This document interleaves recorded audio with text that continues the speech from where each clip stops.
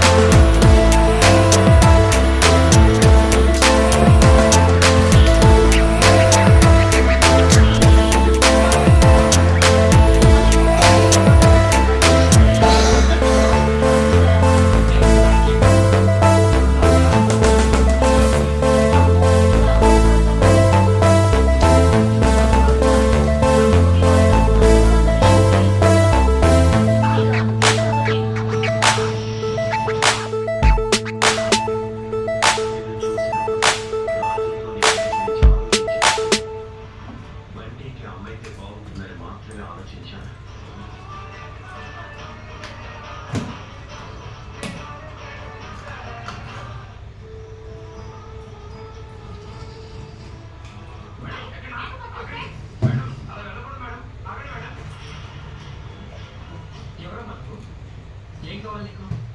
నన్ను గుర్తుపట్టలేదా బాబాయ్?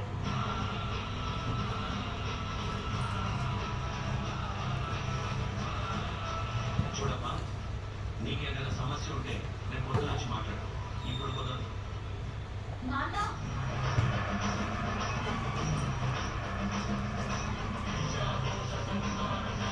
మీ కూతురు రూపడి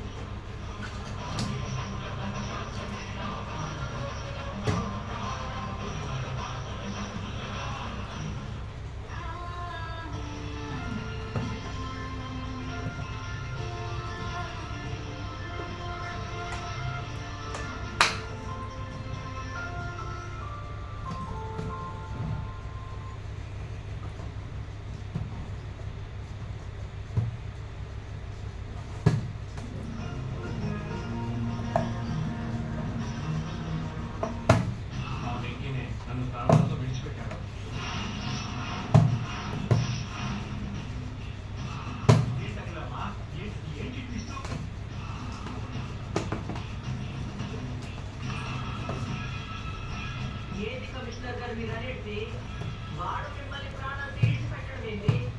గన్ను మీ చేతిలో కదా ఉండాలి. ఏ కదా నిన్ను పిలిచి మరీ అవమానించేలా చేశాను. ఒకరి కర్మకి ఇంకొకరు బాధ్యులు ఎప్పుడు కారు. నా తలరాతలా ఉంటే దానికి నువ్వేం చేస్తావు? లేదక్క, నీ తలరాతను కూడా మార్చే ఒక వండర్ఫుల్ ఆపర్చునిటీ దొరికింది. నువ్వు అర్జెంట్గా స్వరాజ్ని తీసుకొని మన బస్తీ చివరన శివాలయం ఉంది కదా, అక్కడికి వచ్చావు. ఎందుకు తమ్ముడు? మళ్ళీ ఏదైనా ప్లాన్ చేస్తున్నారా? వద్దు తమ్ముడు, నేను రాలేను. నా కారణంగా అమ్మని పదే పదే బాధ పెట్టడం నాకు ఇష్టం లేదు. అక్క, నేను రమ్మంటున్నందుకు కాదు, నీతో ప్రేరణ ఉంది. ఏంటది? ఫోన్లో చెప్పేదైతే నేను గుడికి ఎందుకు రమ్మంటానక్క? డైరెక్ట్గా చూపించాల్సిన విషయం అక్క. నువ్వు అర్జెంట్గా రా చెప్తాను. అది కాదు తమ్ముడు. అక్క, ఇంకా నువ్వేం మాట్లాడుకో. నువ్వు ఇప్పుడు వస్తున్నావు అంతే. నీకోసం టెంపుల్ దగ్గర వెయిట్ చేస్తుంటాను. బాయ్. ఆ, ఏమన్నా బాబుని తీసుకుని అర్జెంటుగా గుడికి రమ్మంటున్నాడండి. ఎందుకంటే వచ్చాక చెప్తా అంటున్నాడు. ఏం పని ఏంటో వెళ్ళిరా. అక్కడికి వెళ్తే విషయం అంటే నీకు తెలుస్తుంది కదా. వెళ్ళి